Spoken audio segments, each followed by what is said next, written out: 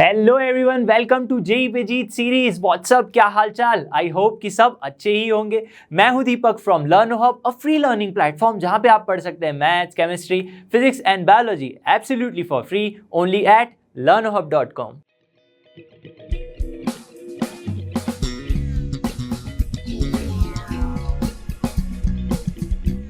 तो आज का हमारा चैप्टर है जेई पे जीत सीरीज में डेफिनेट इंटीग्रेशन। इनडेफिनेट तो हमने ऑलरेडी खत्म कर चुका है। इवन डेफिनेट इंटीग्रेशन में भी हमने काफी सारे लेक्चर्स में आपके बहुत सारे टॉपिक्स को कवर किया है, मेंस एडवांस के क्वेश्चन भी सॉल्व किए। लेकिन आज का जो टॉपिक होने वाला है वो एडवांस के लिए बहुत ही इंपॉर्टेंट है। कॉम्बो क्वेश्चंस उसमें से बहुत सारे बनते हैं। कैसे भी कॉम्बो क्वेश्चंस बनते हैं, ठीक है। तो मेरी आपसे रिकमेंडेशन है कि अगर आपने वीडियोस नहीं देखे तो वो देख लो। और चलिए शुरू करते हैं बिना किसी देरी के। Let's get started.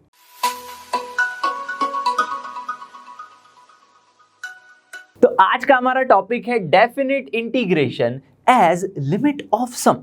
भाई ये क्या कहता है? सबसे पहले हमें पता है कि डेफिनेट इंटीग्रेशन तो हम इस तरह से लिखते हैं, integral a to b f of x dx। ठीक है, अब हमें ये भी पता है, किससे पता है? फंडामेंटल थियरम ऑफ कैलकुलस क्या कहती है? अगर डेफिनेट इंटीग्रेशन है तो हमें एक्चुअल में देगा क्या, उसका मीनिंग क्या है? वो हमें देगा एरिया अंडर दी कर्व। ठीक है, वो देता है। लेकिन यहां पे हमें क्या बोला है? भाई उसको रिप्रेजेंट करना है as a limit of sum. Limit of sum का मतलब क्या? भाई आपको कुछ लिमिट लगानी है और सम कर देना है, यानी इसके इक्वल टू हमें प्रूव करना है लिमिट और सम। ठीक है, यानी definite integration as limit of sum, इस तरह से हमें कुछ बताना है आज के टॉपिक में। ठीक है, अब हमें पता है कि अगर हमारा curve y is equal to f f x कुछ इस तरह से गिवन है और मुझे एरिया अंडर दी कर्व निकालना है, पॉइंट ए से लेके पॉइंट बी तक मुझे मिलेगा। ठीक है, यानी मैं क्या लिख सकता हूं? Area a is equal to integral a to b f of x dx, ये मैं लिख सकता हूं। ठीक है, और अगर मैं फंडामेंटल थियरम ऑफ कैलकुलस की बात करूं, तब हमने ये समझा था कि अगर मैं यहां पे छोटे छोटे रेक्टेंगल्स बना दूं, ठीक है, और उनके एरिया को जोड़ लूं मैं, ठीक है, तो हमें क्या मिलता था? एरिया अंडर दी कर्व, ये मिलता था। ठीक है, लेकिन हम तब क्या करते थे? सीधा सीधा एक रेक्टेंगल का एरिया लिया, फिर उसको इंटीग्रेट कर देते थे ए से लेके बी तक। एक्चुअल में हम जोड़ते नहीं थे, ठीक है, सम नहीं करते थे हम। तो आज हम समझेंगे कि एक्चुअल में सम करते कैसे हैं। ठीक है, तो समझिए, यहां पे मैं एक रेक्टेंगल ले लेता हूं सबसे पहले। ठीक है, कुछ इस तरह से अगर मैं रेक्टेंगल ले लूं यहां पे और एरिया इस रेक्टेंगल का फाइंड कर लूं, तो क्या मुझे इस पूरे कर्व के अंडर का एरिया मिलेगा? भाई नहीं, ये एरिया बच रहा है। तो अब क्या करेंगे? ठीक है, अब मैंने जो रेक्टेंगल की जो हाइट है, ठीक है, या फिर बोलो इसकी जो विड्थ है, वो बहुत ज्यादा ले ली थी। अगर मैं इसकी विड्थ कम कर दूं और एक और रेक्टेंगल ले लूं, ठीक है, इस तरह से, ठीक है, तो हमें ये एरिया भी मिल जाएगा। ठीक है, तो अब देखिए, दो छोटे छोटे एरियाज बचे हैं। ठीक है, अब मैं इसको और थोड़ा छोटा कर दूं और यहां पे एक और रेक्टेंगल बना दूं। ठीक है, तो देखिए अब थोड़े थोड़े छोटे छोटे एरियाज ही बचे। मतलब एक्चुअल में अगर मैं बात करूं तो मुझे बड़ा रेक्टेंगल नहीं लेना है, मुझे क्या करना है? छोटे छोटे छोटे रेक्टेंगल्स लेने हैं। वही तो हमने पढ़ा था पहले भी। ठीक है, तो यहां तक होना चाहिए एकदम क्लियर। तो एक्चुअल में इतने बड़े रेक्टेंगल तो मेरे काम के ही नहीं है, तो हम क्या करेंगे? हम इसको निकाल देते हैं। ठीक है, तो अब अगर आप देख सको यहां पे, तो मैं क्या कर सकता हूं? अगर मैं इस छोटे रेक्टेंगल की बात करूं, यहां पे इसका अगर मैं एरिया निकालूं, ठीक है, इस रेक्टेंगल का अगर मैं एरिया निकाल रहा हूं, जिसकी मान लीजिए विड्थ क्या है? h है। विड्थ क्या मान लेते हैं? एकदम छोटी सी h विड्थ मान लेते हैं। ठीक है, अब यहां पे इसका जो पॉइंट है, इनिशियल पॉइंट ए से स्टार्ट करते हैं। ये क्या है हमारा? Initial point A, starting point. इस रेक्टेंगल की मैं अगर बात करूं, ठीक है, जिसकी विड्थ h है, अब मुझे क्या फाइंड करना है? अगर मैं इसकी हाइट फाइंड कर लूं, यानी कि पॉइंट ए पे फंक्शन की वैल्यू क्या होगी? भाई एफ ऑफ ए होगी कि नहीं होगी? अगर हमारा y is equal to f of x है, तो पॉइंट ए पे फंक्शन की वैल्यू एफ ऑफ ए होगी, यानी ये जो हाइट है वो भी क्या हो जाएगी? एफ ऑफ ए हो जाएगी। ये बात तो क्लियर है। ठीक है, बात समझ में आ रही है कि नहीं? तो यहां पे अगर मैं बात करूं, ये पॉइंट ए है, ये विड्थ इसकी h है, तो ये जो दूसरा पॉइंट मिलेगा वो क्या मिलेगा मुझे? वो मिलेगा मुझे a प्लस एच मिलेगा।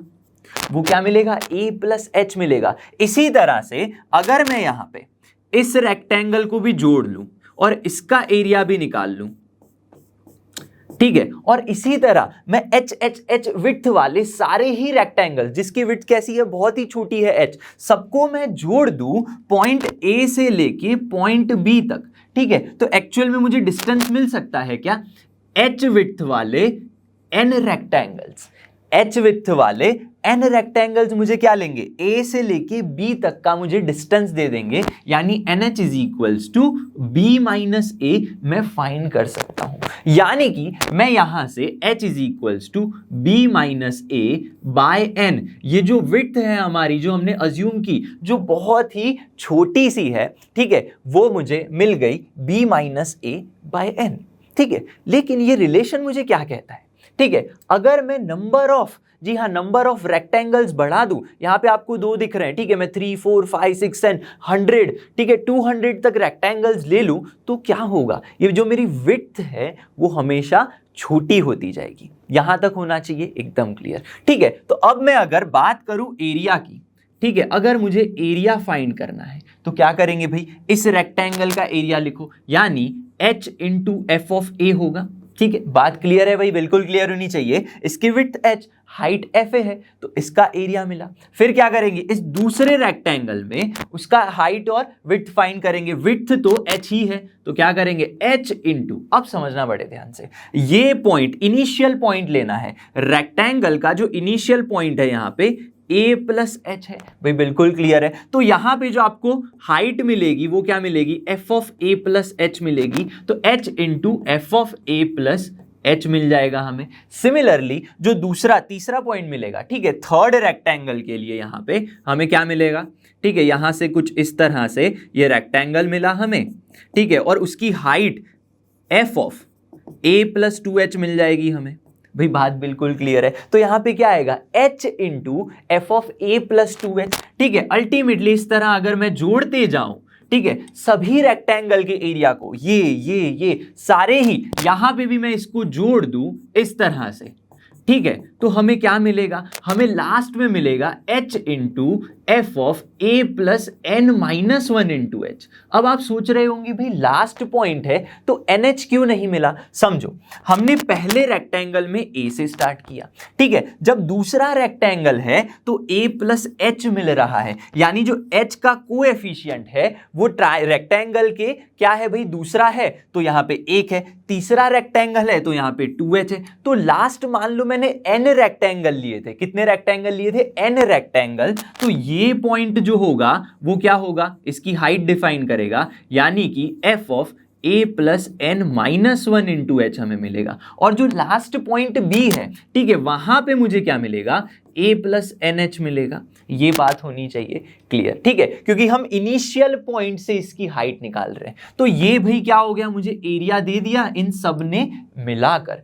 लेकिन क्या मैं इसे थोड़ा सिंप्लीफाई करके लिख सकता हूं, हाँ भाई लिख सकते हैं। ये तो क्या है, सम है भाई। अब सम को मैं कैसे इस तरह से लिख सकता हूं क्या, समेशन। अब आपको कैसे लिखना है, जो भी सेम टू सेम है ना उसको वही लिख दो, ठीक है, यानी यहां पे h हर बार सेम ही है और कॉमन निकाल लूं तो h ही आएगा। चेंजेस किस में हो रहे हैं, चेंजेस मेरे हो रहे हैं f के अंदर, यानी इनटू में f ऑफ a प्लस में r टाइम्स h। यानी देखो भाई ये कैसे, इसका मतलब क्या है, अगर मैं r इज इक्वल टू 0 से r is equal to n minus 1 तक चला जाऊं भाई, तो ये क्या देगा, देखिए r is equal to 0 put कीजिए, यहां पे क्या मिलेगा हमें, f ऑफ a मिलेगा, h into f of a, यानी ये तो फर्स्ट टर्म हो गई।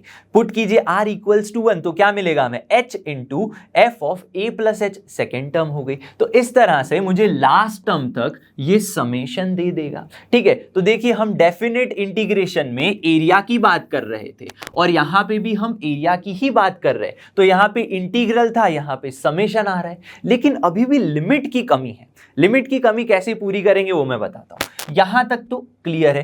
क्या मैं इस h को रिप्लेस कर सकता हूं क्या, भाई इस h को तो मैं रिप्लेस कर सकता हूं इस तरह से b minus a by N से, ठीक है। तो यहां पे हम क्या लिखेंगे, यहां पे हम लिखेंगे replace h is equals to b minus a by n। ठीक है, रिप्लेस h क्या लिखेंगे, replace h by b minus a by n। ये बात होनी चाहिए क्लियर। तो इसको मैं कैसे लिख सकता हूं, ये जो आपका a है एरिया, इसको मैं क्या इस तरह से लिख सकता हूं, summation r from 0 to n minus 1। ठीक है, क्या था हमारे पास h इंटू h को तो मैं b minus a by n और f ऑफ r था, क्या था हमारे पास a प्लस आर एच, लेकिन r तो क्या है b minus a by n। ठीक है, और यहां पे क्या आ गया, r आ गया। यहां तक होना चाहिए एकदम क्लियर। तो ये बात हो गई क्लियर। ठीक है, अब मैं क्या कहना चाहता हूं, अब अगर आप देखोगे यहां पे, देखिए ये जो ना है छोटे एरियाज बच रहे हैं अभी भी। अगर मैं n रेक्टेंगल्स ले रहा हूं फिर भी छोटे एरियाज बच रहे हैं अभी भी। मुझे ये जो एरिया है वो एक्चुअल में पूरा का पूरा एरिया नहीं दे रहा है ये समेशन भी। तो हम क्या करेंगे भाई, सोचो, थोड़ा दिमाग लगाओ। अगर मैं ये जो ट्रायंगल है, रेक्टेंगल है हमारे पास, उसकी विड्थ एकदम से ही छोटी कर दूं, बहुत ही ज्यादा छोटी कर दूं, तो क्या मुझे एकदम यहीं पे क्या मैं 10 रेक्टेंगल बना सकता हूं? भाई बिल्कुल बना सकता हूं। इसके अंदर भी मैं 20 रेक्टेंगल बना सकता हूं। तो क्या होगा, जितनी इसकी विड्थ छोटी होगी वो ये पूरा का पूरा एरिया मुझे कवर करके देगा। यानी कि मुझे क्या करना है, विड्थ एकदम ही छोटी करनी है, यानी h टेंडिंग टू मुझे 0 करना है भाई, एकदम ही छोटा, 0 नहीं कर देना है, टेंडिंग टू 0 करना है। तो क्या मैं यहां पे n टेंडिंग टू इंफिनिटी कर सकता हूं? भाई बिल्कुल कर सकता हूं। तो इस समेशन में अगर मैं limit n tending to infinity लगा दूं, भाई ये लगा दूं, ठीक है, तो हमें क्या मिलेगा, summation r from 0 to n minus 1 b minus a by n f of a plus b minus a by n into r। ये हमें मिल गया। तो एक्चुअल में देखिए ये जो एरिया था अब जो हमें मिला, ठीक है, लिमिट ऑफ सम से वो एरिया एक्चुअल में आपको क्या देगा, एक्चुअल में आपको जो डेफिनेट इंटीग्रेशन जो हमें एरिया दे रहा था अब एग्जैक्ट वही एरिया हमें मिलेगा। यहां पे आप देख सकते हैं integral a to b f of x dx जो है वो मुझे क्या दे रहा है भाई, लिमिट ऑफ सम के बराबर का ही एरिया दे देगा। तो यहां तक बात होनी चाहिए एकदम क्लियर।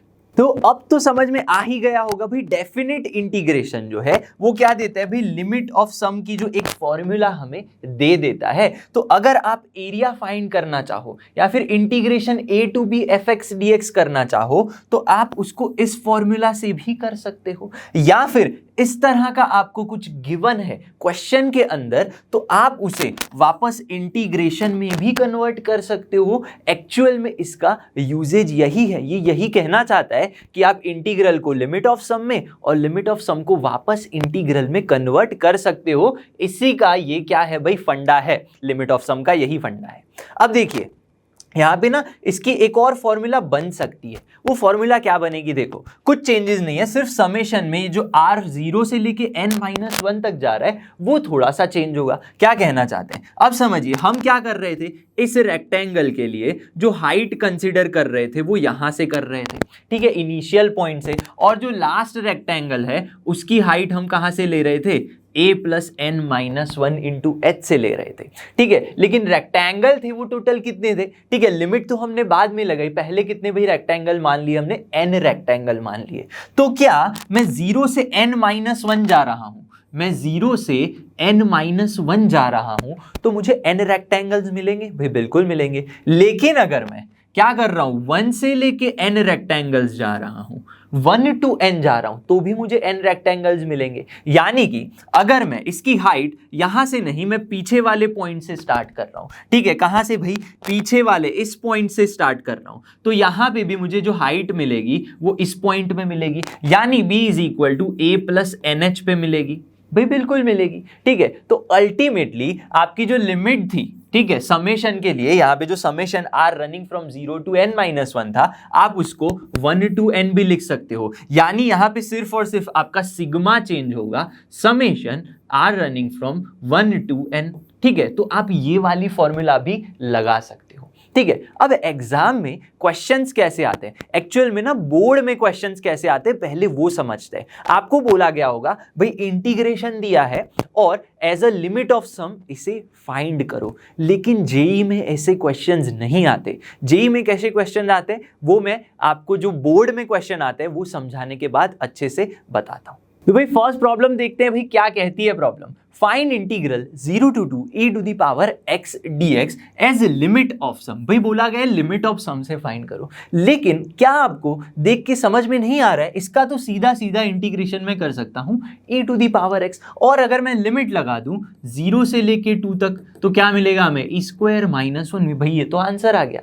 क्या आ गया भाई, आंसर आ गया। तो बोर्ड वाले क्वेश्चन पूछता है इस तरह का, ठीक है भाई ये गिवन है तो as a limit of sum find करो, जबकि हमारे पास ऑलरेडी एक छोटी मेथड है। तो ठीक है, इस टाइप के क्वेश्चंस आपको बोर्ड में आएंगे, ठीक है, आपके सीबीएसई बोर्ड में देख लो या फिर एनसीईआरटी देख लो, उसी में इस टाइप के क्वेश्चंस आते हैं। मेंस या एडवांस में ऐसे क्वेश्चंस नहीं आते। तो क्या कहना चाहते हैं भाई, इसको एक्चुअली अब समझते हैं, ठीक है, थोड़ा समझना भी जरूरी है कि भाई ये काम कैसे करता है, ठीक है। तो क्या बोला है भाई, एज अ लिमिट ऑफ सम। तो सबसे पहले तो आपको क्या पता होना चाहिए भाई, फॉर्मूला पता होनी चाहिए लिमिट ऑफ सम की। क्या कहती है, a to b f of x dx is equal to क्या होता है भाई, समेशन, यानी कि लिमिट लगाते हैं पहले, limit n tending to infinity summation r from 0 to n minus 1 b minus a upon में n into function f of a plus b minus a by n into r। ये होती है formula भाई, एकदम clear होना चाहिए। अब क्या करना है, आपका जो भी फंक्शन गिवन है उसमें लोअर अपर लिमिट चेक कर लो, 0 एंड अपर लिमिट इज 2, ठीक है, a हमेशा आपकी लोअर लिमिट है, b अपर लिमिट है, ठीक है। और जो फंक्शन है that is f of x is equal to e to the power x। अब ये जो सारी की सारी वैल्यूज है ना पुट कर दो हमारे इक्वेशन में लिमिट ऑफ सम के अंदर, तो हमें क्या मिलेगा, ठीक है, limit n tending to infinity summation r from 0 to n minus 1 b minus a क्या होगा, 2/n होगा।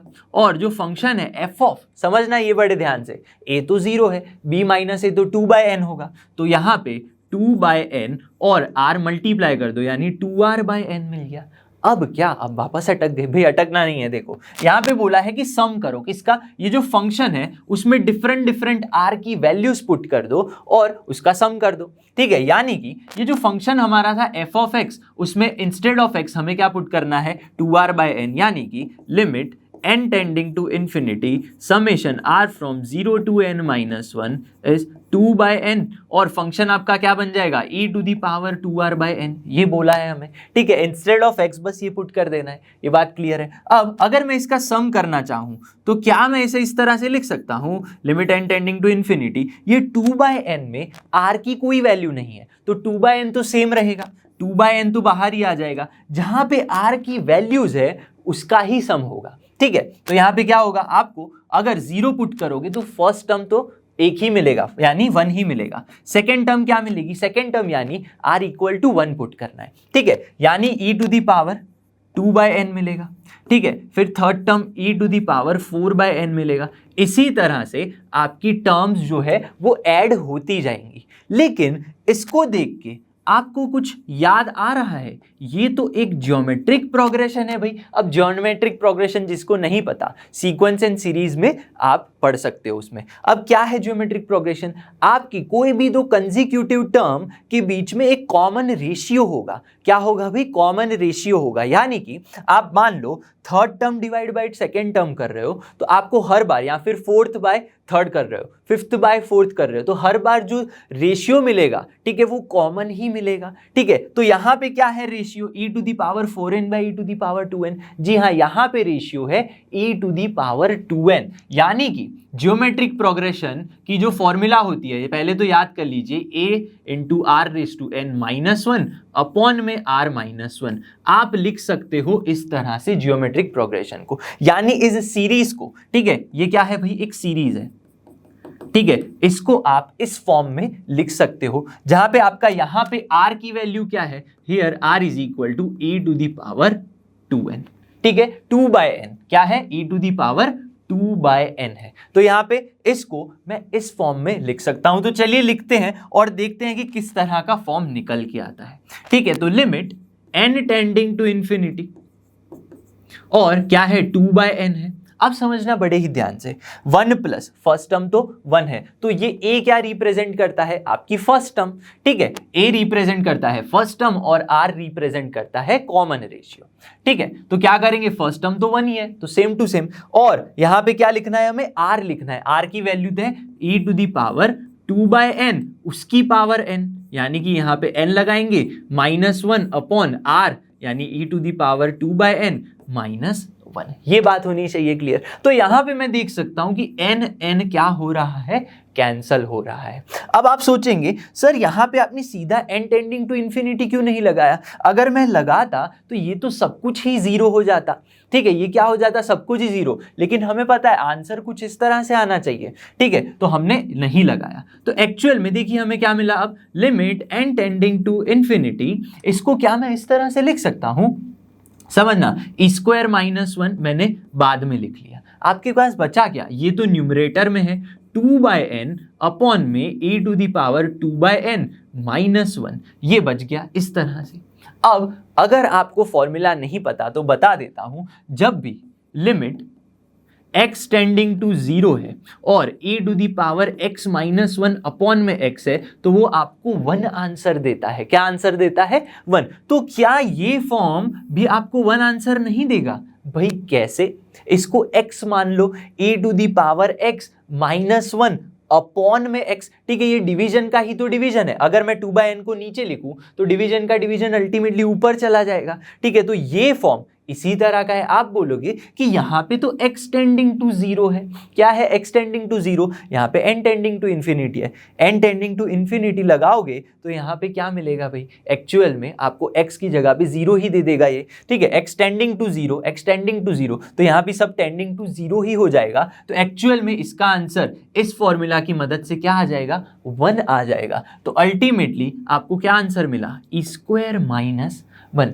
तो आप देख रहे होगे जो मैं 2 स्टेप में आंसर कर रहा था, एक्चुअल में e² -1, ठीक है, e² -1 जो हमें आंसर मिला वो ये लिमिट ऑफ सम वाली मेथड तो भाई बहुत ही टाइम कंज्यूम कर रही है। तो एग्जाम के लिए, जेईई मेंस एडवांस के लिए ये इंपॉर्टेंट नहीं है, क्वेश्चंस नहीं बनते हैं, लेकिन समझना बहुत ही जरूरी है, ठीक है। तो हमने क्या किया भाई, इस तरह से फॉर्मूला लगा के आंसर लेके आए। अब हम समझेंगे भाई जेईई मेंस एडवांस में कैसे सवाल आते हैं। इसका एकदम ऑपोजिट यानी क्या, आपको ये नहीं दिया होगा, आपको क्या दिया होगा भाई, आपको लिमिट ऑफ सम दिया होगा, आपको लिमिट ऑफ सम दिया होगा और बोला गया होगा भाई इसका सॉल्यूशन लाओ। भाई इसका सॉल्यूशन यानी क्या, हमें पता है लिमिट ऑफ सम तो आपका इंटीग्रल एफ ऑफ एक्स है, ठीक है, क्या है भाई, ये तो आपका डेफिनेट इंटीग्रल है। तो आपको क्या करना है, इस लिमिट ऑफ सम को डेफिनेट इंटीग्रेशन में कन्वर्ट करना है, फिर उसको कन्वर्ट करके लेके जाना है भाई वापस किस में, भाई नॉर्मल जैसे हम कन्वर्ट करते हैं इसमें, फिर उसको क्या कर लेना है भाई, सॉल्व कर लेना है, ठीक है। तो ऐसे क्वेश्चंस बनते हैं आपके। तो चलिए देखते हैं। तो जैसे कि हमने देखा बोर्ड्स में भाई पूछा जाता है सवाल आपका डेफिनेट से, उसको लेके जाना है लिमिट ऑफ सम में, ठीक है, लेकिन बोर्ड्स में मैं बार बार बोल रहा हूं मेंस एडवांस में ऐसा नहीं आता है। मेंस एडवांस में वो एक्चुअली चाहते हैं आप लिमिट ऑफ सम से उसको डेफिनेट इंटीग्रेशन में लेके जाओ, यानी ये जो आपका समेशन लिमिट वाला है उसको आपको कन्वर्ट करना पड़ेगा इंटीग्रेशन में, डेफिनेट इंटीग्रेशन में। भाई वो कैसे करेंगे, देखो पहले सिंपली मेथड समझते भाई क्या करना है, ठीक है। अगर मैं यहाँ पे a = 0 और b = 1 ले लूं, ठीक है, इस फॉर्मूला में ये मैं दोनों वैल्यूज पुट कर दूं तो देखते हैं क्या होता है। यहाँ पे आपका जो लिमिट ये जो है ये किस तरह से चेंज होगा, limit n tending to infinity summation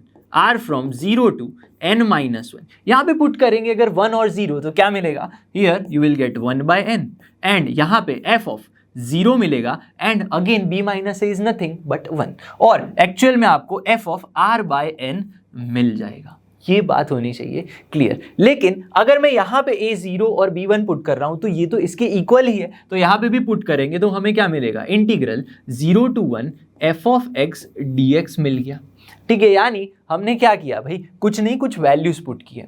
तो क्या इसको देख के आपको कुछ चमक रहा है, आंखों में चमक आ रही है, यानी कि ये देखिए मैं क्या बोलना चाहता हूँ, क्या ये r/n आपको फंक्शन के अंदर x की तरह दिख रहा है, यानी चेंजेस क्या है, बस r/n को x ले लेना है। भाई क्या करना है, जी हाँ, r/n को आपको ले लेना है x।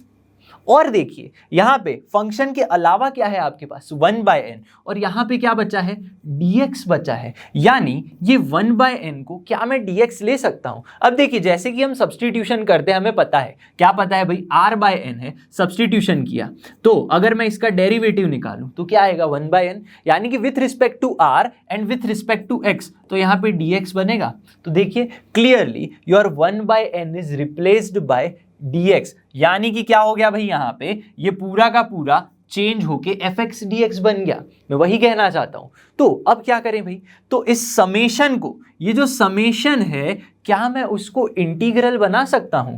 जी हाँ, बिल्कुल बना सकते हैं। इस समेशन को आप इंटीग्रल लिख सकते हैं, इस तरह से आप लिख सकते हैं। लेकिन आप सोचोगे भाई सब्सटीट्यूशन किया तो लिमिट तो बदलेंगे, पर लिमिट बदलेंगे कैसे, ठीक है, लिमिट को चेंज कैसे करना है। आपको क्या करना है, आपको ले लेना है जो भी आपकी लोअर वैल्यू है, यहां पे ले लेना है r इज इक्वल टू 0, ठीक है। लोअर जो वैल्यू है उसको डिवाइड कर देना है n से। क्या कर देना है, डिवाइड बाय n, और लिमिट लगा दो n टेंडिंग टू इंफिनिटी, ठीक है, n टेंडिंग टू इंफिनिटी मैंने लिमिट लगा दी। तो क्या होगा, ये जो मिलेगा वो एक्चुअली में आपको याद देगी, लोअर लिमिट दे देगी। यानी कि इंटीग्रल के अंदर जो लोअर यहां पे आपको क्या देगा भाई, ये एक्चुअली में आपको इंटीग्रल ये लोअर लिमिट दे देगा। इसी तरह से ये जो उसकी मैक्सिमम वैल्यू है समेशन r के अंदर, जो r की मैक्सिमम जो लास्ट टर्म की वैल्यू है, उसको आपको क्या कर देना है, r/n कर दो, ठीक है। क्या है आपके पास यहाँ पे n-1 है, r की वैल्यू एक्चुअल में लास्ट टर्म के लिए क्या है, या फिर मैक्सिमम टर्म के लिए क्या है भाई, n-1 को आप डिवाइड कर दो n से, वहां पे भी limit n tending to infinity लगा दो, तो वो आपको क्या देगा, वो आपको देगा अपर लिमिट। क्या देगा भाई, अपर लिमिट देगा। तो हमें ये कुछ स्टेप्स याद रखने हैं, यानी कि r/n को x में, 1/n को dx में, और समेशन को आप लिख सकते हो इंटीग्रेशन, और लोअर अपर लिमिट को इस तरह से फाइंड कर सकते हो, ठीक है। लेकिन क्वेश्चन में कैसे करें, यहां पे तो मैंने a0b1 ले लिया, भाई आपको थोड़ी ऐसा बोलेंगे, आप थोड़ी रैंडमली हर बार 0 1 ले सकते हो, आप नहीं ले सकते। तो आपको क्या करना है, उसके लिए क्वेश्चन के लिए कुछ एल्गोरिदम, कुछ स्टेप्स है, तो वो देखते हैं। सबसे पहले आपको क्या करना है, the given series, obtain the given series, यानी आपको कुछ टर्म्स दिए गए होंगे, एडिशन में या मल्टीप्लिकेशन में भी हो सकते हैं, उसको आपको एक अच्छी सीरीज में कन्वर्ट करना है, यानी कन्वर्ट इनटू सीरीज, जो भी आपके टर्म है, ठीक है। फिर क्या करना है, जो भी वो आपको सीरीज मिली उसको इस समेशन के फॉर्म में लिखना है। क्या करना है भाई, समेशन के फॉर्म में, यानी कि आपको लिखना है limit n tending to infinity 1/n, हर बार इसी फॉर्म में लिखना है, समेशन r/f(r/n), ठीक है। ऐसा आपको कन्वर्ट कर देना है इस सीरीज को। देखिए इस तरह से बात क्लियर होनी चाहिए। फिर इसको कन्वर्ट करने के बाद मैंने स्टेप्स बताए आपको ऑलरेडी, भाई r/n को x ले लो, 1/n को dx ले लो, और सिग्मा को आप पुट कर लो इंटीग्रेशन। तो यहां पे भी बस वही आपको एल्गोरिदम अच्छे से समझ में आए, इसीलिए मैंने ये स्टेप्स लिखे, ठीक है। तो अब मेन चीज जहां पे सबसे ज्यादा बच्चों को डिफिकल्टी आती है लिमिट फाइंड करने में, भाई लिमिट को मैं कैसे फाइंड करूं, आप अलग अलग इस तरह से मत फाइंड करो, ठीक है। मैं आपको एक शॉर्टकट बताता हूं। भाई शॉर्टकट क्या कहना चाहता है, आपके पास है summation r from 0 to n-1 है। आपके पास क्वेश्चन में कुछ भी हो सकता है, आपको करना क्या है, जो भी यहां पे r की वैल्यू वेरी कर रही है, वेरी यानी यहां से लेके यहां तक, वो आपको लिख लेनी है, ठीक है। 0 से लेके n-1 तक है तो 0 से लेके n-1 लिख दो, बात क्लियर है। फिर ना सबको n से डिवाइड कर दो, सबको डिवाइड कर दो n से, भाई बिल्कुल क्लियर। लेकिन r/n तो क्या है, देखिए r/n तो हमारा x है, ये हमने पहले ही बता दिया, r/n is nothing but x, तो ये तो x हो गया, तो लिमिट कैसे चेंज होगी, मैंने x पुट कर दिया बस, फिर लिमिट लगा दो, limit n tending to infinity लगा दो। अब क्या होगा, ये 0 तो 0 बन जाएगा, और इसमें देखिए ये आपको क्या देगा, 1-1/n, ठीक है, 1-1/n देगा, तो एक्चुअल में ये क्या बन गया, 1 बन गया, ठीक है। तो देखिए यहां पे भी क्या बन रहा था, 0 से 1 ही तो बन रहा था। तो ऐसे आप क्या करोगे, जो भी r की वैल्यू वेरी कर रही है वो लिख लो, n से डिवाइड करके लिमिट लगा दो। तो this is shortcut for to find the limit. ठीक है, ये क्या है, आपकी लिमिट फाइंड करने के लिए इंटीग्रेशन की, ये आपकी शॉर्टकट है लोअर एंड अपर लिमिट के लिए। तो अब एक्चुअल में एग्जाम में, यानी कौन सी एग्जाम भाई, मेंस एडवांस की एग्जाम में क्वेश्चन कैसे बनते हैं वो देखते हैं। सीरीज को आपको कन्वर्ट कर देना है सिग्मा लिमिट में, फिर उसको x बाय एन को या फिर r बाय एन को रिप्लेस करना पड़ेगा और ये एल्गोरिदम को फॉलो करना है। चलिए एग्जांपल देखते हैं। तो प्रॉब्लम नंबर 2 है हमारे पास और एक्चुअल प्रॉब्लम यही है। ठीक है, मैंने क्या बोला कि आपको सीरीज गिवन होगी, उसको कन्वर्ट करना है लिमिट ऑफ सम में, लेकिन यहां पे ऑलरेडी आपको लिमिट ऑफ सम दे दिया गया है, यानी एक स्टेप हमारा रिड्यूस ही कर दिया। तो ये भाई क्या है, ध्यान से अगर इसको देखो, this is limit n tending to infinity summation r from 2n plus 1 से लेके कहां तक है, 3n तक है। और आपका जो फंक्शन है वो इस तरह से गिवन है n अपॉन में r square minus n square. तो फर्स्ट स्टेप क्या है, ये तो ऑलरेडी कन्वर्टेड है, लेकिन हमें इसको किस में कन्वर्ट करना होता है, 1 by n summation f of r by n। तो क्या ये r बाय n की फॉर्म में है क्या, नहीं, तो इसको कन्वर्ट करो। भाई कैसे कन्वर्ट करेंगे, यहां से अगर मैं n स्क्वायर कॉमन ले लूं, क्या करूं, n स्क्वायर कॉमन ले लूं, तो आपको यहां पे r square by n square मिलेगा क्या, r square by n square मिल जाएगा। ठीक है, और बचा क्या यहाँ पे, माइनस का 1। तो मैंने कॉमन ले लिया n स्क्वायर, तो क्या मैं इसे 1 बाय n स्क्वायर इस तरह से लिख सकता हूं, भाई बिल्कुल लिख सकता हूं। और ऊपर क्या है आपके पास, n ही है। ठीक है, तो एक्चुअल में ये n और ये जो स्क्वायर है वो चला जाएगा, ऊपर एक n है नीचे स्क्वायर है तो चला गया। तो एक्चुअल में देखिए ये r बाय n और 1 बाय n का फॉर्म ही बन गया। r by n 1 by n का फॉर्म बना, तो हमें पता है r बाय n को रिप्लेस कर देना है x से। ठीक है, और 1 बाय n को रिप्लेस कर देना है dx से। भाई बिल्कुल क्लियर, तो ये तो सॉल्व ही हो गया, हमारा आंसर ही आ गया। और समेशन को कर देना है सिग्मा, तो सिग्मा को क्या कर देना है, समेशन को सिग्मा नहीं भाई इंटीग्रेशन करना है। ठीक है, समेशन सिग्मा एक ही है। तो ये आपको क्या मिला, ये n तो चला गया, 1 by n is nothing but dx। This is r square by n square, यानी r बाय n का स्क्वायर, यानी कि x स्क्वायर माइनस 1 आ गया। ऊपर क्या बचा, ऊपर कुछ भी नहीं बचा, ऊपर आपका 1 बचा। अब गलती क्या करते हैं सब लोग, ये बताता हूं। यहां पे क्या करेंगे, 2n प्लस 1 पुट करेंगे, 3n पुट कर देंगे। नहीं भाई, लिमिट्स बदलनी है हमें। कैसे बदलते हैं, मैंने बताया आपकी r की जो वैल्यू है शॉर्टकट, उसको कहां से कहां तक वेरी हो रही है, वो 2n प्लस 1 से 3n। सो 2n प्लस 1 से लेके 3n तक लिख लो, n से डिवाइड कर लो, सबको n से डिवाइड कर लो। तो r बाय n तो क्या है आपका x है, r by n is nothing but x। तो देखिए डिवाइड कीजिए, 2n डिवाइड बाय n, तो 2 प्लस में 1 by n and this is क्या मिलेगा आपको, 3 मिल जाएगा। अब क्या करूं, लिमिट लगा दो। लिमिट लगाओगे जैसे ही तो 1 बाय n तो 0 दे देगा, इन्फिनिटी। ठीक है, n टेंडिंग टू इन्फिनिटी लगाना है, 0 मिलेगा। यानी लिमिट आपकी x के लिए कहां से कहां जा रही है, 2 से लेके 3 तक। क्या जा रही है, 2 से लेके 3 तक। तो ये आपकी अपर एंड लोअर लिमिट आ गई 2 से लेके 3 तक। बात क्लियर है। ठीक है, तो भाई इसका तो आंसर क्या है, देखिए 1 अपॉन एक्स स्क्वायर माइनस ए स्क्वायर। ये क्या है, 1 अपॉन एक्स स्क्वायर माइनस ए स्क्वायर। फॉर्मूला याद करो। ठीक है, इनडेफिनिट इंटीग्रेशन में हमने समझी थी, क्या थी फॉर्मूला भाई, 1 अपॉन 2a, ए तो 1 है, log of 1 upon 2a log of mod x minus a upon x plus a, यानी x माइनस 1 अपॉन में x प्लस 1।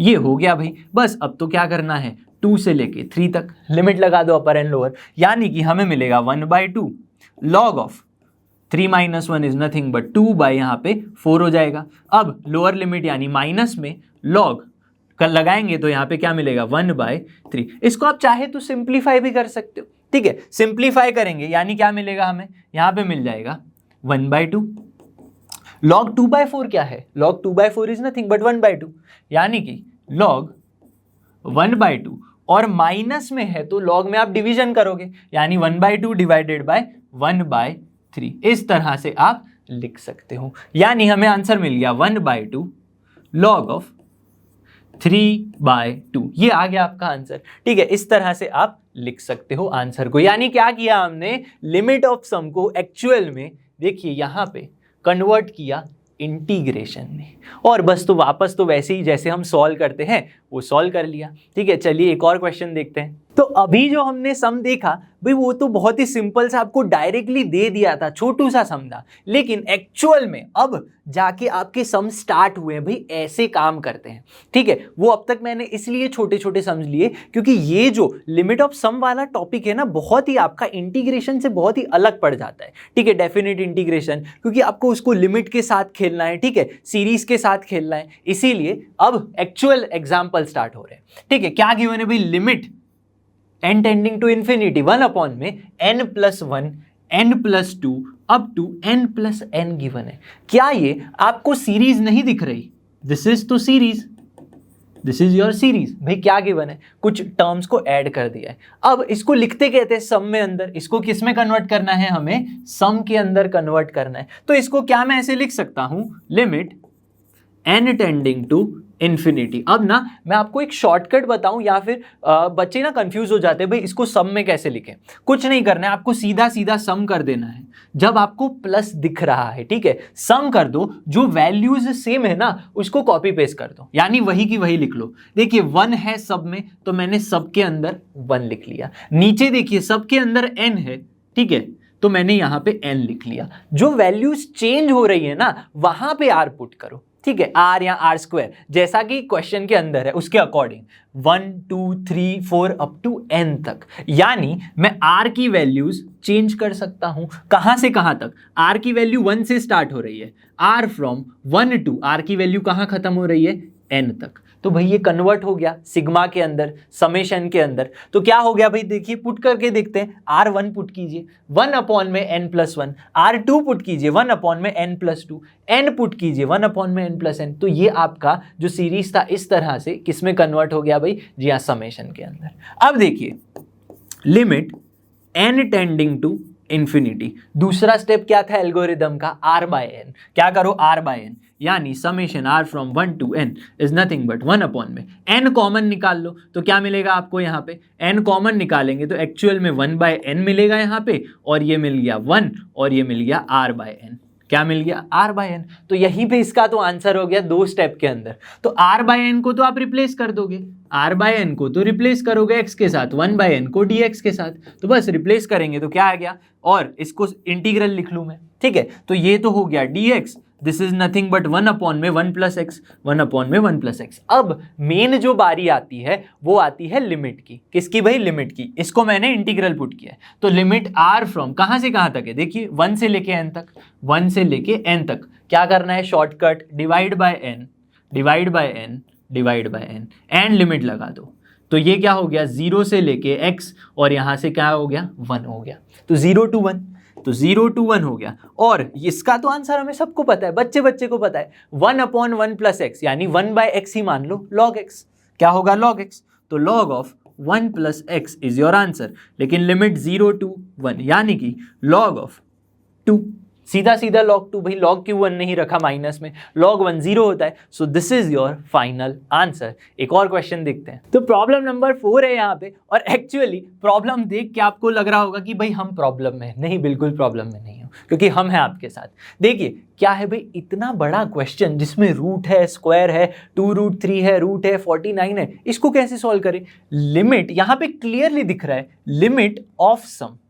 अब लिमिट ऑफ सम है तो इंटीग्रेशन में कन्वर्ट करेंगे, ठीक है। तो क्या करेंगे यहाँ पे, सीधा सीधा क्या मैं limit n tending to infinity और समेशन लगा सकता हूँ, लेकिन सम किसका, सिग्मा किसका भाई। देखो अब मैंने आपको बताया कि क्या करना है, शॉर्टकट, जो भी सेम दिख रहा है वो सेम पुट कर दो। रूट एन सब जगह सेम है तो मैंने वो पहले पुट कर दिया, ठीक है। सब जगह ऊपर की जो टर्म है वहां पे रूट एन आ रहा है। अब देखो नीचे अगर आप चेक करो तो सब 4√n 4√n 4√n सब जगह। लास्ट टर्म को मैं बाद में समझाता हूं। तो यहां पे प्लस का 4√n में पुट कर सकता हूं। अब देखिए यहां पे है 3, तो क्या मैं 3 पुट कर दूं, 3 + 3√2, यहां पे 3√3, लास्ट में कुछ और होगा, यहां पे देखिए 3√4 होगा। तो एक्चुअल में यहां पे हो रहा है 3√r हो रहा है, क्या हो रहा है 3 रूट आर। मान लो अगर यहाँ पे 1 होता तो रूट 1 क्या होता भाई 1 ही होता, यहाँ पे रूट 2 रूट 3, यानी आर की वैल्यूज जो है वो 1 से चेंज हो रही हैं, रूट 1 रूट 2 रूट 3 बदलेंगी। लेकिन यहाँ पे भी कुछ आपको गिवन है, तो जो एक्चुअली अंदर है वही बाहर है, तो आपको क्या कर देना है, बस इस तरह से रूट आर बाहर लिख लो, क्योंकि रूट 3 यहाँ भी है बाहर भी है, तो रूट आर यहाँ भी है रूट आर बाहर भी है। अब और चेंजेस क्या है, सबका स्क्वायर है तो हमने भी सबका स्क्वायर कर लिया, तो ये तो एकदम सिंप्लीफाई हो गया। तो अगर मैं देखूं मेरी जो आर है वो एक्चुअल में 1 से स्टार्ट हो रही है और कहां तक जा रही है, देखो हम क्या देखते थे कि भाई 0 से n-1 तक का हमें पता है, तो यहाँ पे मैं n-1 के लिए भी चेक कर सकता हूं कि लास्ट में मैं n-1 पुट करूंगा इस टर्म के अंदर, तो क्या मुझे लास्ट टर्म मिल रही है। ठीक है, अगर मिल रही है तो r 1 से लेके n-1 तक जाएंगे, लेकिन मुझे लगता है कि ये n मिलेगा। कैसे, देखो यहाँ पे n की वैल्यू पुट करो, रूट n अपॉन में मैं बोल रहा हूं कि मेरी जो टर्म है r वो nth टर्म तक जा रही है, यानी root r is nothing but root n, ठीक है, into 3 root n plus 4 root n का स्क्वायर। तो यानी ये रूट n तो चला गया, ठीक है, रूट n गया, और 4 + 3 इज 7 रूट n जिसका square is nothing but 49n, यानी r varies from 1 to n, ठीक है, r 1 to n हमें मिल गया है। तो बस सिग्मा समेशन में कन्वर्ट हो गया, तो अब इसको r बाय n में कन्वर्ट करेंगे। किस में कन्वर्ट करेंगे, r बाय n में, यानी limit n tending to infinity summation r from 1 to n is nothing but root r by n। अब आप सोचोगे भाई कैसे, कुछ नहीं किया, क्या इस रूट n को मैं डिवीजन का डिवीजन नहीं लिख सकता, भाई लिख सकता हूं, तो ये रूट r बाय n हो गया। ठीक है, अब देखो यहां से अगर मैं रूट n कॉमन निकाल लूं तो क्या मिलेगा आपको, 3 रूट r बाय n, क्योंकि यहां पे तो था ही नहीं तो यहां पे डालना पड़ेगा हमें। ठीक है, यहां पे क्या होगा 4, और रूट n बाहर निकला तो स्क्वायर लेके निकलेगा, यानी सिर्फ और सिर्फ वो 1 बाय n बचेगा और यहाँ पे 1 बच गया।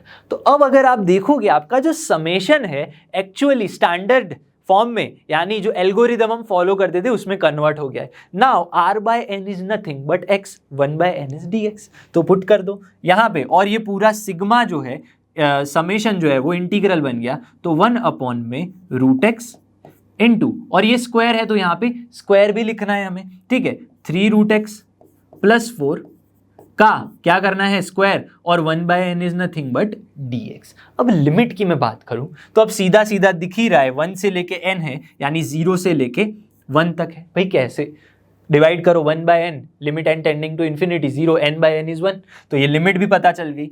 अब इसको सॉल्व करना तो बहुत इजी है अगर इनडेफिनिट इंटीग्रेशन समझा है और डेफिनिट इंटीग्रेशन में सब्स्टिट्यूशन समझा है। ठीक है, तो क्या इस 3 रूट x को, क्या मैं इस 3 रूट x प्लस 4 को t मान लूं, क्या मान लूं, t मान लूं। भाई देखो मानने की ही बात है, मानो तो सब सही है, ना ही मानो तो फिर ठीक है, तो क्या होगा, अगर मैं इसका डेरिवेटिव निकालना चाहूं तो क्या होगा, 3 1 अपॉन में 2 रूट x।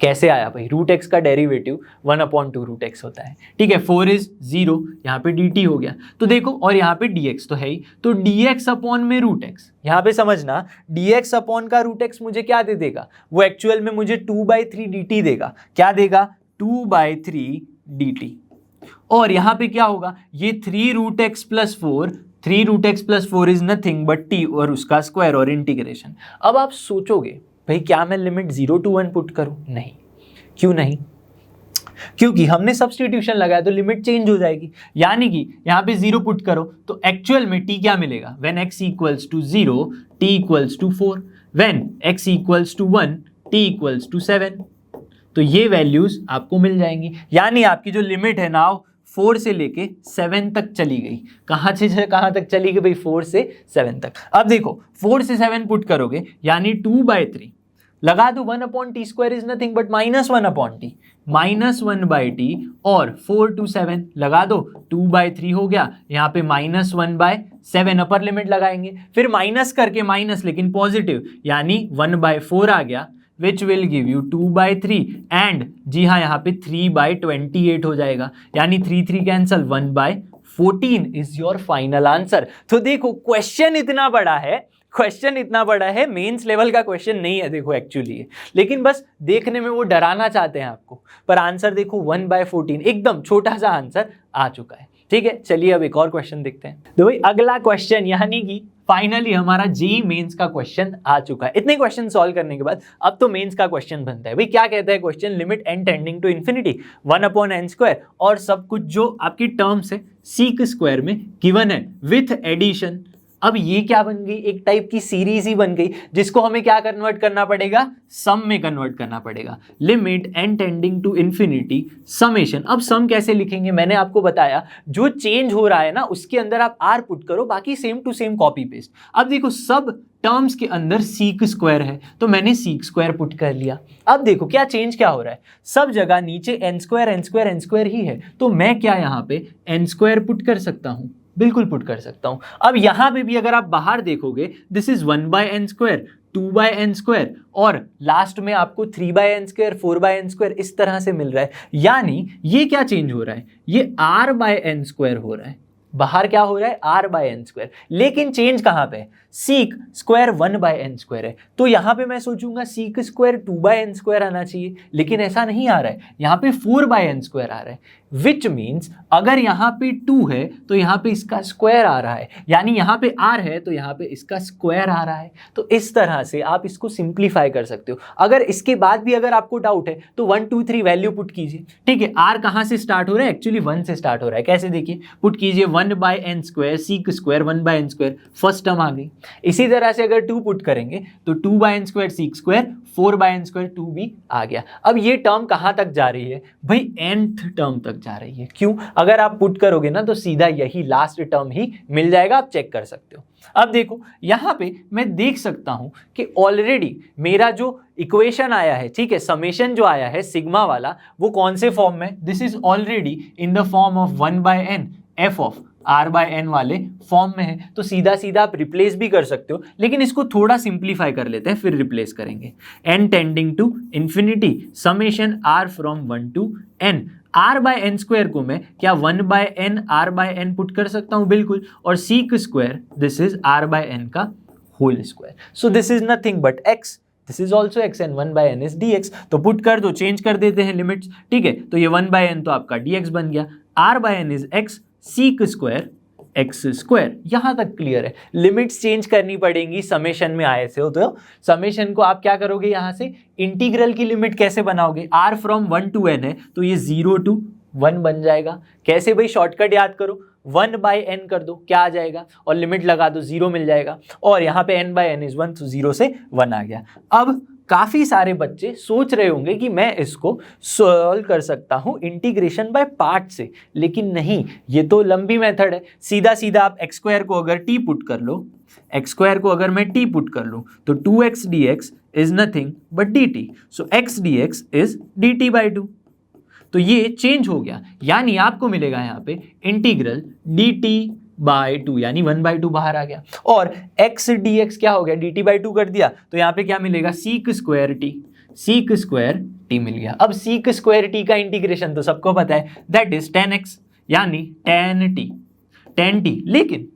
लेकिन मेन बात क्या है, लिमिट तो चेंज करनी पड़ेगी। यहाँ पे हमने लिमिट अब तक पुट नहीं की है, देखो कैसे पुट करेंगे। यहाँ पे x की वैल्यू 0 है तो t भी 0 होगा, x की वैल्यू 1 है तो t भी 1 ही होगा, तो 0 से लेके 1 तक ही आएगा, आंसर 0 to 1 ही आएगा। एंड tan t के लिए आपको यही पुट करना पड़ेगा 0 to 1, यानी 1/2 tan 1, ये आ गया आपका आंसर, क्योंकि 0 रखने पर तो tan 0 ही मिलेगा। सो this is your final answer 1/2 tan 1। तो ऑप्शंस में अगर मैं चेक करूं तो 1/2 tan 1 option A is my right answer. तो देख रहे हो जेईई मेंस में कितना ही सिंपल सा सवाल पूछा है। ठीक है, चलिए एक और क्वेश्चन देखते हैं। तो प्रॉब्लम नंबर 6 है, और ये प्रॉब्लम भी आपका जेईई मेंस का 2016 का सवाल है, आंखों में चमक जरूर आनी चाहिए। अब देखो ये ना एक्चुअली एकदम तगड़ा वाला क्वेश्चन है। क्यों क्वेश्चन है मैं बताता हूं। अब यहां पे आप देख सकते हो कि क्या गिवन है, limit n tending to infinity n+1 into n+2 into n+3 up to 3n given है। भाई यहाँ पे आपको कुछ चेंजेस दिख रहा है। अब तक हमने देखा सब में बीच में क्या गिवन था भाई, प्लस गिवन था, एडिशन गिवन था, तभी आप सम कर सकते थे। लेकिन इस मल्टीप्लिकेशन को कैसे सॉल्व करोगे? जी हाँ, तो इस टाइप के जब भी क्वेश्चन आ रहे हैं तो आपको क्या करना है, लॉग लगा देना है, यानी कि log m इंटू एन आपको क्या देगा, log m plus log n। तो क्या करना है आपको, log लगाना है मल्टीप्लीकेशन को चेंज करने के लिए, यानी उसको एडिशन में कन्वर्ट करने के लिए। सो क्या मिलेगा आपको, limit n tending to infinity log of, समझना बड़े ही ध्यान से, ये क्या हो गया n+1, ठीक है, into n+2 into n+3 up to क्या गिवन है आपको, 3n गिवन है। क्या मैं 3n को n+2n लिख सकता हूं, n+2n, यानी मैं ऐसा बोल सकता हूं कि मेरी जो टर्म्स है वो 1 से स्टार्ट हो रही है और 2n पे खत्म हो रही है, यानी 1 2 3 अप टू 2n तक मुझे जाना है। अब देखो अगर मैं सीधा सीधा लॉग लगा देता हूं, ठीक है, तो क्या होगा, ये एडिशन में मिलेगा, डिवीजन वाला जो है वो मुझे नेगेटिव माइनस में मिलेगा, माइनस लॉग मिलेगा, तो वो तो गलत हो जाएगा, फिर मैं उसको समेशन में पार्ट नहीं बना पाऊंगा। तो सिंपली मैं क्या कर सकता हूं, क्या मैं इसको divide by n divide by n divide by n up to divide by n लिख सकता हूं। यानी ये क्या किया सर जी आपने, हमें पता है कि ये टर्म्स कितनी है, 2n टर्म्स है, और मेरा n भी यहाँ पे n की पावर 2n कितनी बार आ रहा है भाई, मतलब n आ रहा है आपका 2n टाइम्स, तो मैंने सबको एक एक एक एक n दे दिया, ठीक है, और इन सबकी जो पावर है दैट इज 1/n। फिर हम जब log लगा देंगे तो वो पावर आगे आ जाएगी।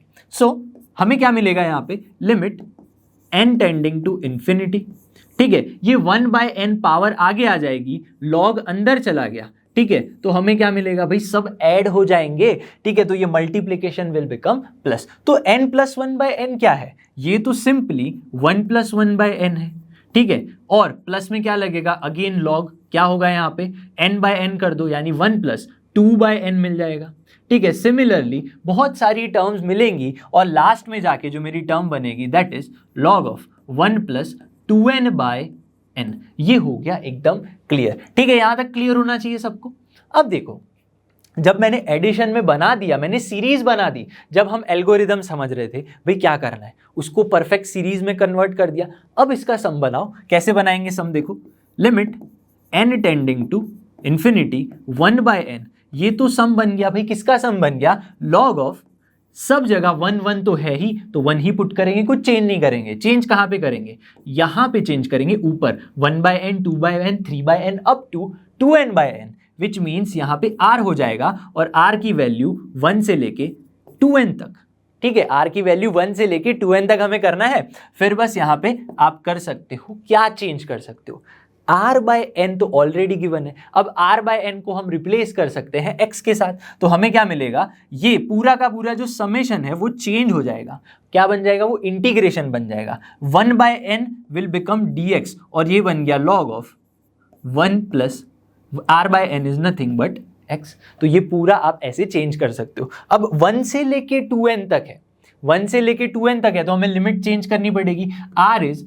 1 to 2n, डिवाइड कर दो n के साथ, तो इस तरह से हमें क्या मिलेगा, 2 मिल गया यहाँ पे, तो ये लिमिट बन जाएगी 0, ठीक है, यहाँ पे 0 बनेगा और ये क्या बन जाएगा, 2 बन जाएगा। तो हमारी जो limit I, lower limit and upper limit, that is 0 and 2।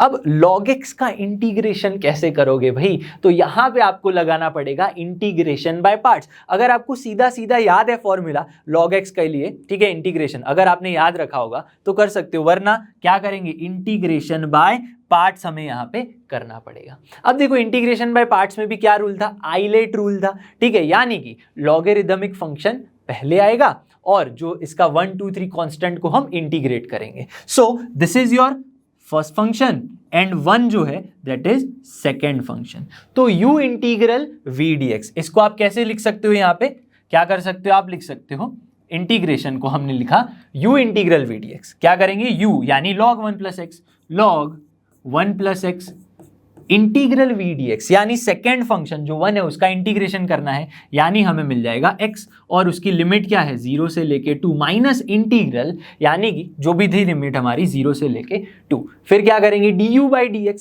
यानी du is nothing but 1 plus x, और integral v dx which means x dx। अब देखो यहां पे लगा दो लिमिट्स, तो 2 log 3 मिल गया, लोअर लिमिट लगाओगे तो 0 मिल जाएगा, माइनस में यहाँ पे चेंजेस क्या करना है, अब इसका इंटीग्रेशन कैसे करोगे, क्या मैं इसको x plus one minus one लिख सकता हूं। हाँ भाई, तो ये देखो, ये x प्लस वन और ये 1 प्लस एक्स क्या दे देगा मुझे, 1 दे देगा, और 1 का integration is nothing but x। Minus में 1 upon 1 plus x is nothing but minus का log 1 plus x. 1 upon x का इंटीग्रेशन क्या होता है भाई, log x होता है, ठीक है। और यहाँ पे क्या होगा, 0 से लेके 2 तक, लिमिट लगा दो, ये मिल गया आपको 2 log 3, माइनस में अपर लिमिट लगाओ 2 और ये माइनस माइनस प्लस हो जाएगा, यानी कि log 3 मिल जाएगा, लोअर लिमिट लगाओ, सब कुछ हो जाएगा 0, यानी कि you will get log 3 plus 2 log 3 which means 3 log 3 minus 2। So this is your final answer मेरे हिसाब से, ठीक है। लेकिन ऑप्शंस में है क्या ऐसा कोई आंसर? नहीं, मुझे तो ऐसा ऑप्शन दिख ही नहीं रहा। तो यही तो है जेईई का खेल, यही तो है। तो इसी को देख के आंखों में चमक आनी चाहिए भाई, तो इसको चेंज करना पड़ेगा। क्या मैं इसको log 3 का क्यूब लिख सकता हूं? हाँ भाई लिख सकता हूं, बिल्कुल लिख सकता हूं। तो क्या मैं इसे इस तरह से, ये 2 है, अब याद करो, क्या मैं इसे log e का स्क्वायर लिख सकता हूं? हाँ लिख सकते हैं भाई, क्योंकि log e base e is nothing but 1, ठीक है। तो ये इस तरह से लिख सकते हैं आप। तो 3 क्यूब इज नथिंग बट 27, तो 27 बाय ई स्क्वायर। अब समझो ये क्या हो गया, log माइनस log, यानी कि log के अंदर आप पुट कर सकते हो 27 बाय क्या कर सकते हो, ई स्क्वायर पुट कर सकते हो। भाई बिल्कुल क्लियर है, ये बात क्लियर हो गई। अब समझो, अब समझना, हमने यहां पे log लगाया था, अगर मैं इसको y मानता, ठीक है, y माना इसको, तभी तो log लगाया, तो यहां पे भी log लगाना पड़ेगा। आप एक साइड तो log लगा ही नहीं सकते ना, तो यहां पे log लगा तो यहां पे भी log लगा, बोथ साइड्स हमको log लगाना है, ठीक है। तो आपको एक्चुअल में क्या मिला, यहां पे आपको कुछ इस तरह से मिल गया, देखिए यहां पे आपको मिल गया log y।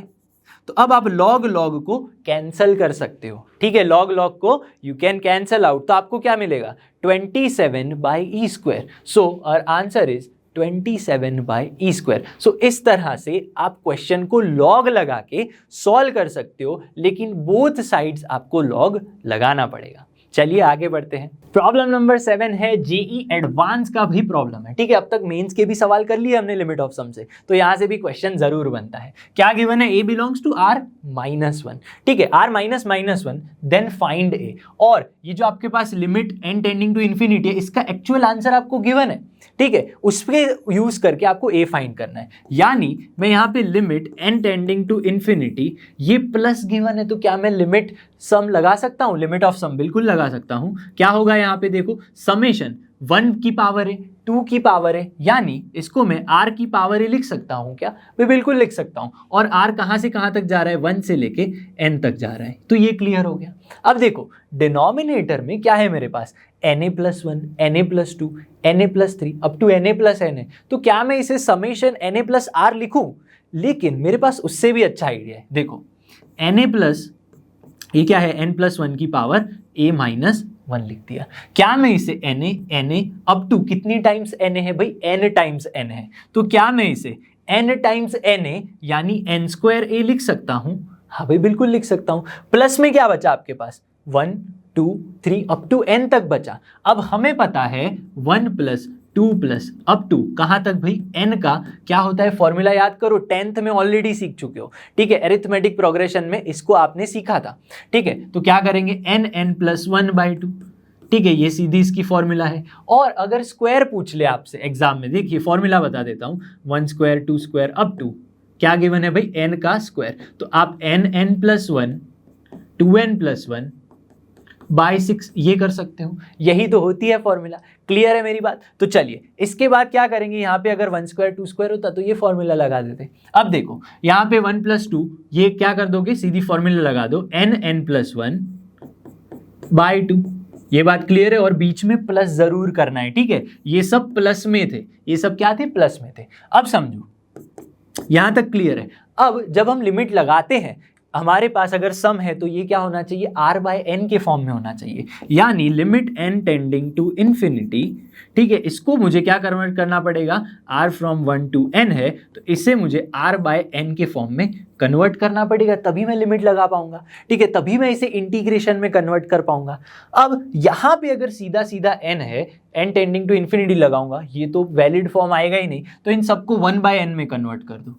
1 बाय n में कन्वर्ट करने का मतलब ये है, समझना बड़े ध्यान से, ये आपका 1 प्लस 1 बाय n बन गया और उसकी पावर क्या है, a माइनस 1 है। अब समझो मैंने n से डिवाइड कर दिया, यानी n कॉमन आउट ले लिया, कॉमन ले लिया, तो n की क्या पावर बची, n की power a divided by n, क्या बचा भाई, n की power a divided by n। लेकिन मैंने यहाँ पे क्या किया था, मैंने n की पावर से a से डिवाइड किया था, तो यहाँ पे n की पावर a से मल्टीप्लाई करना पड़ेगा। बात बिल्कुल क्लियर है। इन सब में से अगर मैं n स्क्वायर कॉमन निकाल लूँ, क्या कॉमन निकाल लूँ, n स्क्वायर, तो हमारे पास क्या बचेगा यहाँ पे 2a, और यहाँ पे क्या बचेगा 1, प्लस में क्या बचेगा, देखो हमारे पास यहाँ पे n इंटू 1 यानी n था, लेकिन हमें तो n स्क्वायर कॉमन निकाला, विच मीन्स हमारे पास बच गया 1 बाय n। तो सारी ही 1 बाय n में आ चुकी है। अब देखो ये n कैंसल आउट हो गया, ठीक है। अब देखो अगर मैं अब n टेंडिंग टू इन्फिनिटी लगा दूं तो क्या होगा, ये देखिए हमारे पास क्या है भाई, नीचे हमारे पास बचा है n और यहाँ पे क्या बचा है, n स्क्वायर बचा है। तो एक्चुअल में अब हमारे पास क्या बचा है, ये n चला गया, ये स्क्वायर चला गया, तो this is r by n and this is 1 by n, this is 1 by n, तो 1 बाय n बन जाएगा dx, 1 बाय n क्या बन जाता है, dx बन जाता है, और r बाय n क्या बन जाता है, x बन जाता है। तो एक्चुअली में अब आप लिख सकते हो limit n tending to infinity, ऊपर वैसे ही रखते हैं, अभी ऊपर लिमिट नहीं लगाते हैं, r from 1 to n, r की पावर r बाय n की power a into 1 by n, और नीचे क्या है, नीचे मैंने लिमिट लगा दी, तो ये क्या होगा 1 बाय इन्फिनिटी, क्या हो जाएगा, जी हाँ ये 1 बन जाएगा, और ये एक्चुअल में सिर्फ और सिर्फ आपको 2a प्लस 1 दे देगा, क्या दे देगा, 2a प्लस 1 दे देगा। और अब अगर मैं ऊपर लिमिट लगा दूं तो हमें क्या मिलेगा, देखो यहाँ पे इस तरह से, इंटीग्रेशन ऑफ, समझना बड़े ध्यान से, integration of r by n is nothing but x, तो x की पावर कहाँ पे है भाई, a है, x की पावर इज a, और 1 by n is nothing but dx, 1 by n is nothing but dx, और हमारे पास यहाँ पे क्या बच गया, 2a प्लस 1 बच गया। लेकिन लिमिट की भी तो जरूरत है, 1 से लेके n तक, यानी 0 से लेके 1 तक आ गया हमारा आंसर, ठीक है, 1 बाय 2a प्लस 1 हो गया, ठीक है, 2a प्लस 1 हो गया। अब समझना बड़े ध्यान से, x की पावर a है, इसके लिए इंटीग्रेशन करोगे तो x की पावर a प्लस 1 अपॉन में a प्लस 1, ठीक है, ये हो गया, और 0 टू 1 आ गया आंसर। अब क्या करेंगे, अपर एंड लोअर लिमिट लगा दो, विच मीन्स आपको मिलेगा, यहाँ पे 1 लगाओ, 1 की power a plus 1, which means क्या हो जाएगा भाई, जी हाँ 1 ही मिलेगा हमें। तो अल्टीमेटली यहाँ पे हमें क्या मिला, 1 अपॉन में, समझना बड़े ध्यान से, ये यहाँ मल्टीप्लाई हो जाएगा, which means 2a square plus में 3a प्लस 1, ये हमें मिल जाएगा। लेकिन इस सब का आंसर क्या था, इस सब का आंसर हमारे पास था 1 बाय 60। भाई क्या आंसर था, 1 बाय 60 आंसर था हमारे पास, ठीक है। तो एक्चुअली आप इसको लिख सकते हो 1 बाय 60 लिख सकते हो। अब अगर मैं इसका सोल्यूशन करूं तो क्या मिलेगा हमें, यहाँ पे 2a square plus 3a minus का 119 इज इक्वल टू 0 मिल जाएगा। अब मुझे फाइंड क्या करना था, मुझे तो एक्चुअली ये फाइंड करना था, तो ये तो मुझे एक क्या मिला भाई, क्वाड्रेटिक इक्वेशन मिला। क्वाड्रेटिक इक्वेशन को सॉल्व करने के लिए क्या करो, इसको स्प्लिटिंग टर्म कर दो, यानी कि यहाँ पे आप कर सकते हो 2a स्क्वायर प्लस क्या करोगे 17a माइनस 14a में कर दूं माइनस 119 इज इक्वल टू मुझे 0 मिल जाएगा। इसको अगर मैं सिंप्लीफाई करूं तो हमें क्या मिलेगा 2a प्लस 17, ठीक है, क्या मिलेगा 2a प्लस 17 इंटू क्या मिलेगा समझना a minus 7 is equal to 0 which means मुझे a की दो वैल्यू मिली, a is equal to minus 17/2 and a is equal to 7। तो देखिए इस तरह से आपको आंसर करना पड़ेगा। ठीक है, तो हमारा क्या है भाई, ऑप्शन आपका है B, 17 and -17/2 is our answer for this JEE advanced 2013 का क्वेश्चन। आई होप कि आज जो हमने definite integration as limit of sum का टॉपिक पढ़ा, मेंस एडवांस के क्वेश्चन की आपको सब कुछ अच्छे से समझ में आ गया होगा। आप और भी इस तरह की सीरीज के क्वेश्चन, लिमिट ऑफ सम के क्वेश्चन सॉल्व कर सकते हो किसी भी रेफरेंस बुक का यूज करके, तो आपके और भी अंडरस्टैंडिंग क्लियर हो जाएगी। तो मैं मिलूंगा आपसे अगली वीडियो में, तब तक जुड़े रहिए लर्न हब के साथ, क्योंकि लर्न हब फ्री है पर बेस्ट है।